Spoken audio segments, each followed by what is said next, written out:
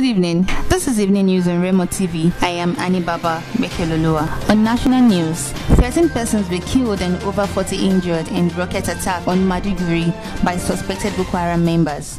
As at the time of filing the report, a team of military, civilian JTF and humanitarian workers were still combing the town for corpses even as the injured were assisted to the hospital.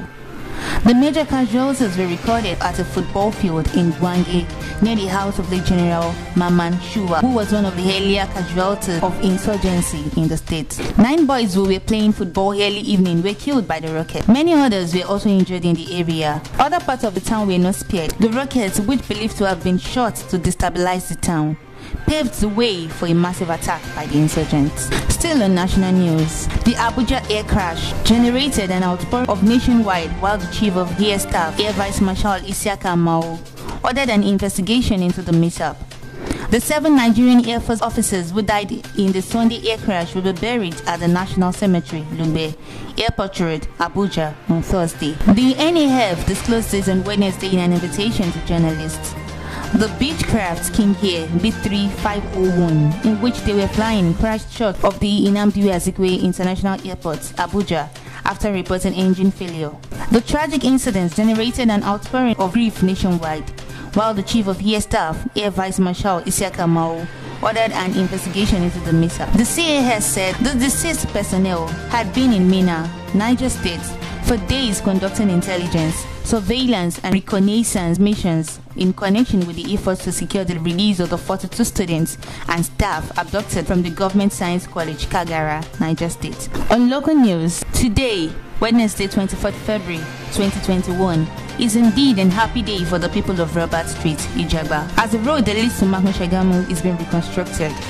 Residents living around the area expressed their gratitude for the reconstruction of the road, as the road was said to be in bad shape before the said road, which Mr. Saula Adeniji gave account of how Senator Lekon Mustafa, the legislative assistant, led the reconstruction of Roberts area, Ijagba, which is a local government road.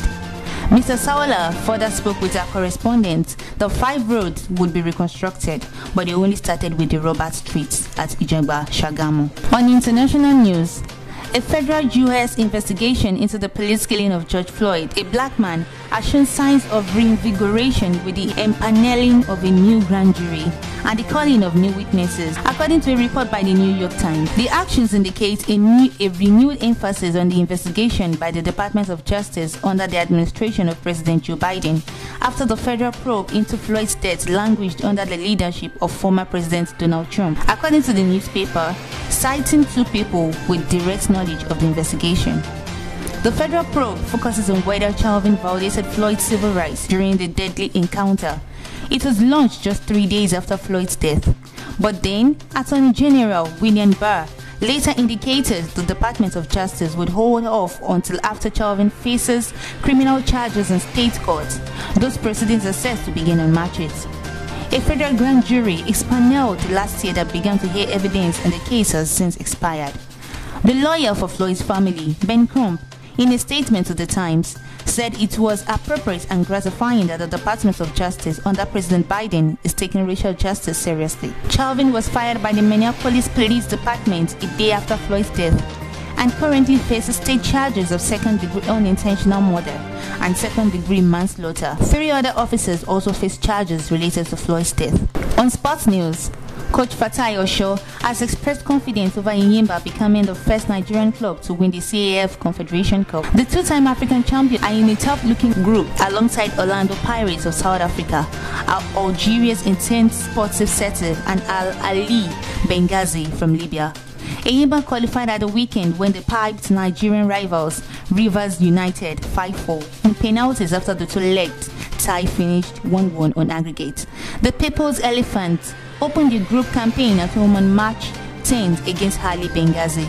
This will be Enyimba's 4th appearance in the competition, with their best performance being 3 years ago when they reached the semi-finals. Lastly, on entertainment news, Bobrisky has reacted to the post shared by Bibi Niger's Katrina, who condemned celebrities that give money to their fans for tattooing their photos or names on their body.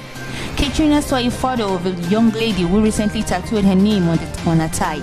She berated a fan, stating that there are better ways to show love to a celebrity than tattooing their names. She also asked celebrities to stop giving money to their fans who tattoo their names. Bobrisky, who has on different occasions rewarded his fans for tattooing his name or photo on their body, saw her post and has taken to his IG page to react. He said, "Hey, so those saying I'm encouraging those who tattoo my name on their body is wrong. Madam, just come out and say you're broke. We will understand you. We all know not all that glitters on IG that are real gold. Firstly, it is my money. I can give it to anyone I like. What about those ones I have helped without my picture in their body? You were blind to talk then. If you are broke to support your fans, well, I'm not broke to support mine. So get that into your empty skull." That is all we have on Evening News on Remo TV. You can follow us on every of our social media handles on Facebook, Twitter, Instagram and YouTube at Official Remo TV. You can also check us out on our website www.remotv.com.ng. I remain Annie Baba Bekelulua. Good night.